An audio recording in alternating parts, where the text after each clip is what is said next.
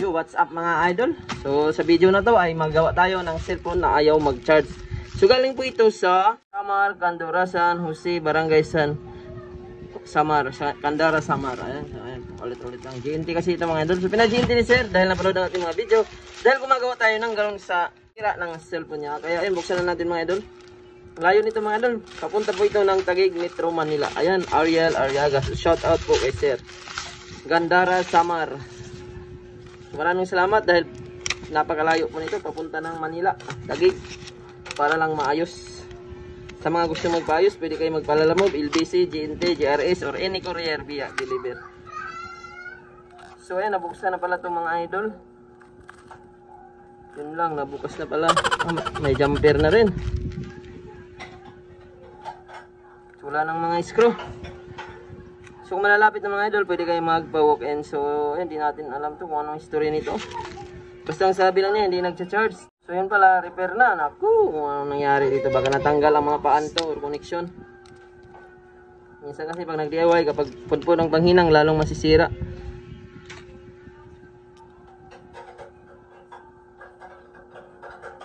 Tapos parang ang luwag na ng battery. Meron kasing ganito, kahit i-jumper mo, hindi gagana dahil sira ang charging pin. So, testingan nga natin i-charge kung may reading ba sa schematic. Parang lamog-lamog na yung board nito ah. Nakailang backlash na to. So, kulang pa ng screw. Lagyan natin ng screw para hindi magalaw-galaw. So, may isang screw pa to dito mga idol. Tutuklap kasi kung igagalaw-galawin natin ang board sa baba. Ayan, so hindi na. So, testiran natin mga idol kung may reading ba siya. Kung pumapalo ba dito sa baba. Kuha tayo ng charger. Isaksak natin mga idol. Tingnan natin kung papalo sa tester. Malalaman natin kung may reading or gumagana ang charging sa dito sa charging board. So yan, naka times 10 tayo mga idol. So testira natin. So i-connect natin yung ground dito mga idol. At ito yung positive dito mga idol. Ayun, meron siya oh.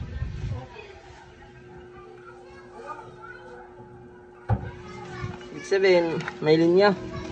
Gumagana ang charging pin. So ang problema daw nito ay hindi nagcha-charge. So tingnan natin dito sa taas. Ayun, nakasalpak pala yung battery.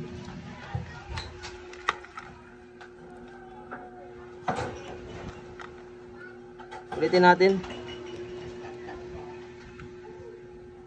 Meron talaga. So ayan, dito i-check na natin sa taas mga idol kung mayroong reading.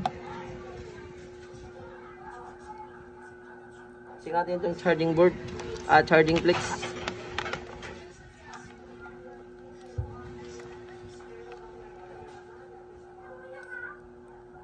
Kasi kung wala itong reading, putol ang linya nito kaya hindi siya nag-charge. Yun na nga mga idol, hindi pumalo. So medyo nag-green-green ang board. So wala. Meron. Ay, nawawala siya. So wala siyang linya mga idol. So nagbi-blink siya.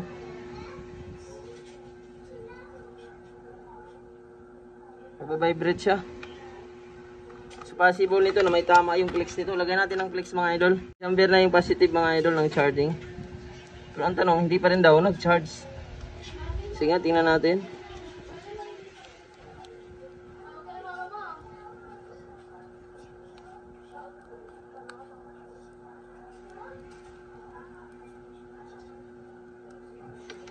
Kung lalabas ba yung kidlat, so wala siyang lumabas. Ay, meron.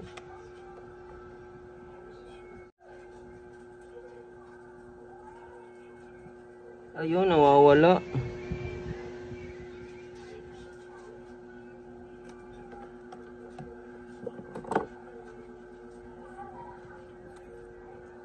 Ayan, ganyan. Try natin ang flex mga idol. Kasi ang sabi niya, hindi daw nagcha-charge, hindi nagkakarga siguro. So mayroon tayong flex dito mga idol. Try natin ang flex kasi parang lamog na yung flex. Yan, Samsung A51.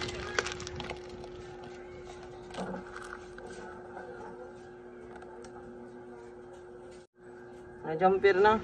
So ganyan na nga, nawawala-wala. Try Try natin ang flex, baka sa flex lang. Kasi tama naman yung pagka-jumper niya. Ang problema, hindi lumalabas ang kidlat.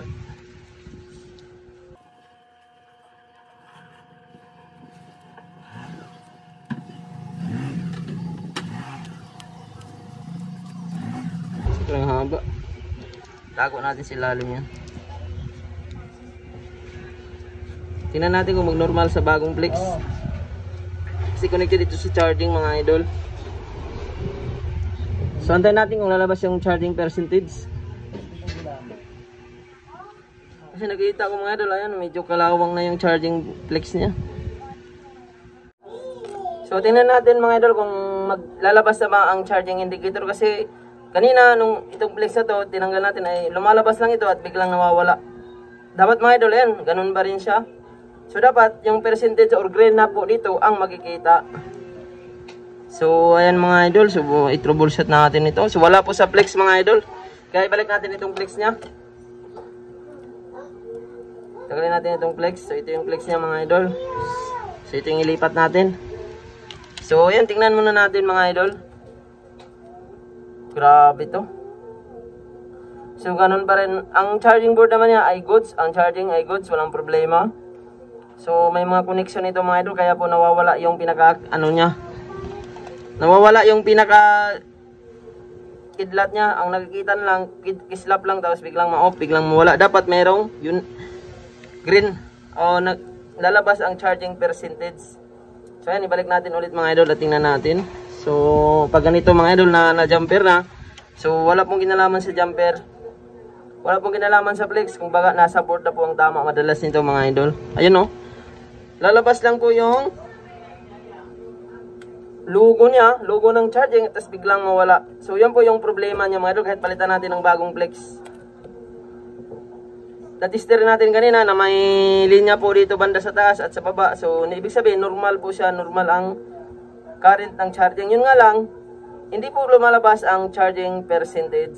So yun po yung issue nito mga idol. Kaya ang sabi ni sir, hindi daw po nag-charge. Malamang nito mga idol, try natin i-on kung mag-charge kung may laman ang battery. Baka may laman ang battery. So ayan, tingnan natin, medyo naghahang ang ganito. Duda ako nito, may problema ito sa board. Minsan kasi nito mga idol, kapag nababagsak, may mga resistor na nasisira, or minsan naman sa paghinang, sobraan sa paghinang, ayun, nadala or natuklap. So hindi po siya nag-on, lubat yata. So mga idol, i-troubleshoot natin ang motherboard. So tingnan natin. So lilinyahan natin ulit. Hanggang kidlat lang talaga. Ayan, ulitin natin. Salpak natin itong charging flex. Ang pinaka may problema niya ay wala po dun sa jumper mga idol. Kasi na-jumperan na siya, ibig sabihin ganun pa rin. So tingnan natin kung lalabas ang percentage. So hanggang ganito lang talaga siya, tapos biglang mawala. Dapat ang kasunod nito, yung percentage na makikita dito, yung numbers. So wala po siya nakikita, yan, ganun pa rin mga idol. Kaya dito mga idol, napansin ko, tinestiran ko kanina. So mayroon kasi itong resistor dito mga idol, ayan o. Ayan.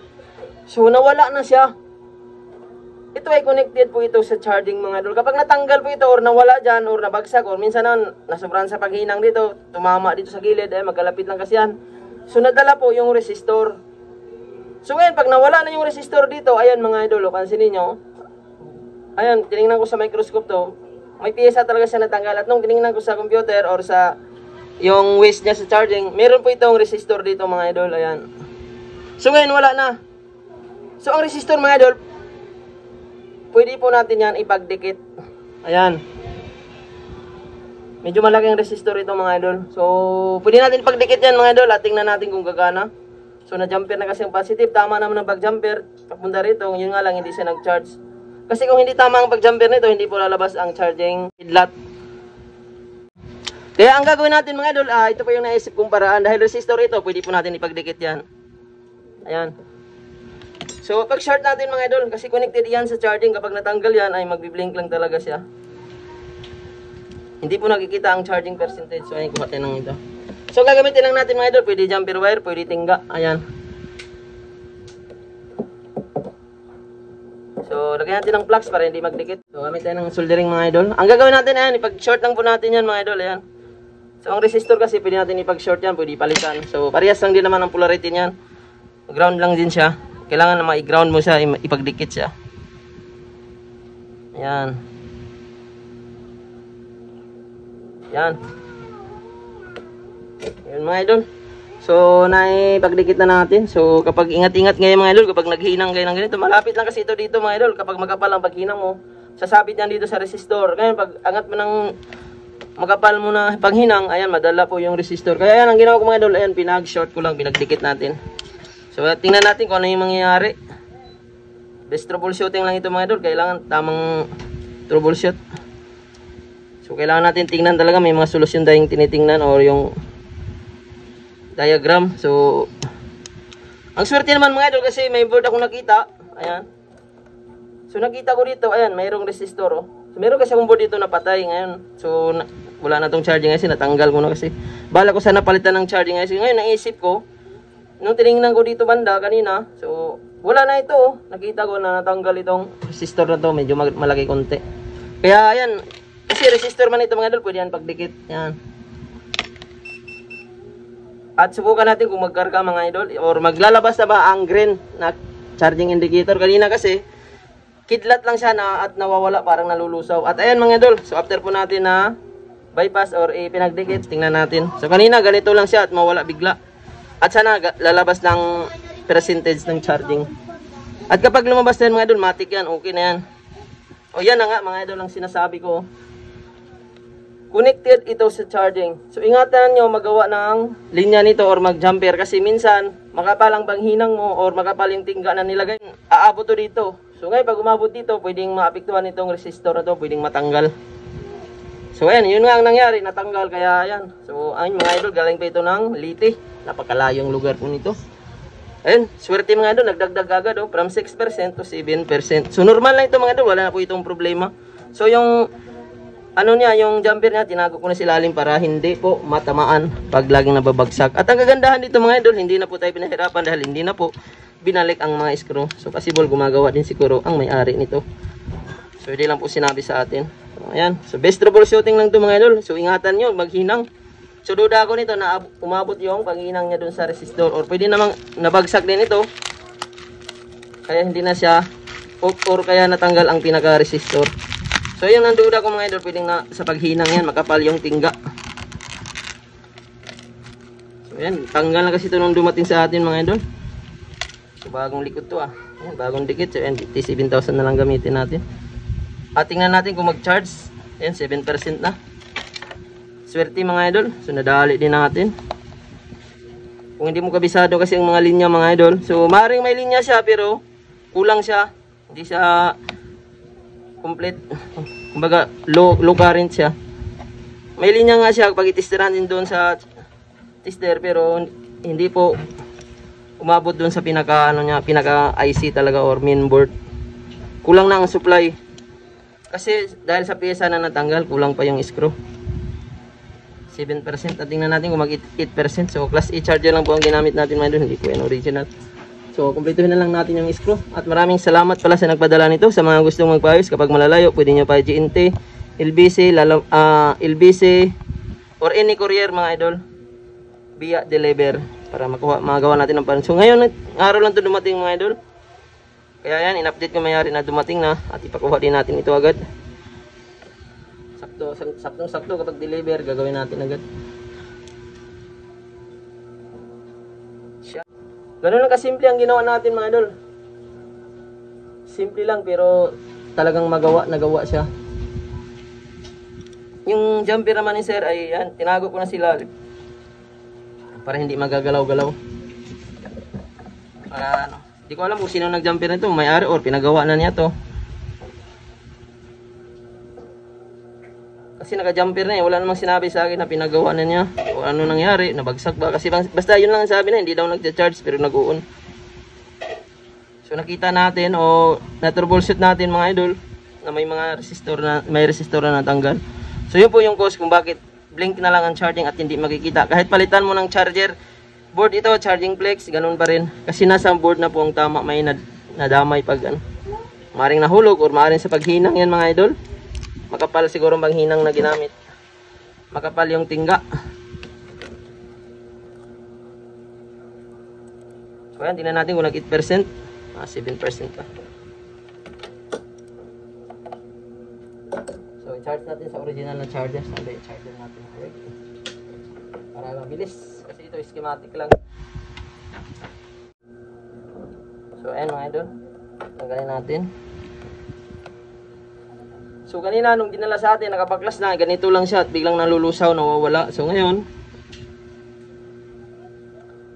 ayan, tingnan natin kung lalabas ng percentage ulit. Binunot natin at nilagay natin yung mga screw. At ayan, swerte mga idol, normal na. So antayin na lang natin kung magkarga. So ayan, bago yung housing nito. Yung likod, duda ko kasi ang pandikit niya. Ayan, bago to, ganito. Tanggalin na lang natin. Ang ilagay natin ay makapal or malapad na adhesive. So pwede naman ito ano lang mga idol, T7000. So adhesive na lang para in case baklasin man ng may-ari ito ay napakadali lang po tanggalin. Kulang na kasi kaya yan, dagdagan na ayano natin, palitan natin ng ibang adhesive. So nakita natin kanina na na-jumper na siya. So ganun pa rin.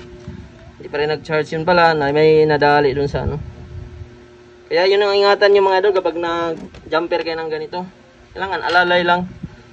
Huwag nyong madaliin, lalo kung wala ka pang experience.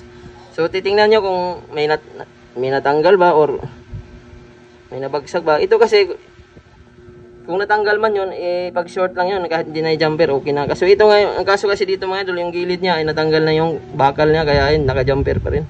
So kakahinang kasi yan. Or ito, kita naman natin na may natanggal talaga. So hindi rin naman yan basta-basta matanggal kahit kung mahuhulog-hulog yan. So possible sa paghinang yan mga idol. Yun po yung point ko. Kaya ingatan nyo maghinang na makapalang tingga na nilagay nyo. Kasi pwedeng madamay ang mga gilid-gilid. So ayan. Kinabit na lang din natin lahat mga idol. Kasi nakabagklas na talaga ito nung dumating. At ayan, 9% na. Good condition na mga idol. Ayan, nilagay lang natin yung, kasi original charger ang ginamit natin. Nilagay lang natin yung itong likod. Matik na siya. 9% agad. At yun natin mga idol. Congratulations sa may-ari nito. So nadali din natin mga idol. So orderan ko sana ng charging board. Akala ko sa charging board kasi nalulusaw. So yung nakita natin na tumingin tayo sa diagram. So may natanggal talagang resistor. At nakita ko rin sa board mga idol na meron talaga siyang resistor. Ayan. So ito pinagpipisahan ko. Wala na yung connector. Pati yung IC niya. Ano? So ang resistor mga idol, kahit ipag-short mo lang siya, ay okay lang yan, walang problema. Tingnan natin kung nag-charge na naka-on. Swerting-swerte ang may-ari nito. Ayun, nag 10% na nga mga idol. At ayan, fast charging pa rin.